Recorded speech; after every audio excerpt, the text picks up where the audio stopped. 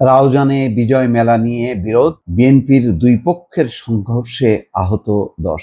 প্রতিনিয়ত সেখানে ঘটনা ঘটেই চলেছে। সর্বশেষ কয়েকদিন আগে যে রাউজানে নারীরা সংবাদ সম্মেলন করে বলছেন যে তাদের এলাকায় তারা নিরাপত্তা চায়, তারা বেরোতে পারছে না, তাদের পুরুষরা ঘরে থাকছে না। তার মূল কারণ একটাই, সেটা হচ্ছে বিএনপির দুই পক্ষের গোলযোগ। আমার কথা হলো যে বিএনপি রাউজান সামলাতে পারছে না, বাংলাদেশ সামলাবে কিভাবে? এখনো তো শুরুই হয়নি, এখনো তো ক্ষমতায় আসে নাই। এবং তারেক রহমান কয়েকদিন আগে কিন্তু বলেছেন, জানি না হতাশার থেকে বলেছেন কিনা, বিএনপি ক্ষমতায় আসবে এমন কোনো কথা নেই। রাউজানটা যদি সামলাইতে পারে বিএনপি সাকসেসফুলি, তাহলে মনে হয় সারা বাংলাদেশ কন্ট্রোল করতে পারবে। বিএনপি কেন পারছে না, কি সমস্যা, আমি কিন্তু এটাও বুঝতে পারছি না। দেখেন, অনেক ছোটখাটো বিষয় নিয়ে সংঘাত লেগে যাচ্ছে। রাউজানে বিজয় মেলা নিয়ে বিএনপির দুই পক্ষের মধ্যে সংঘর্ষ, এতে উভয় পক্ষে অন্তত 10 জন আহত হয়েছে। শুক্রবার বিকেলে উপজেলা পরিষদ কার্যালয়ের সামনে এই ঘটনা ঘটে।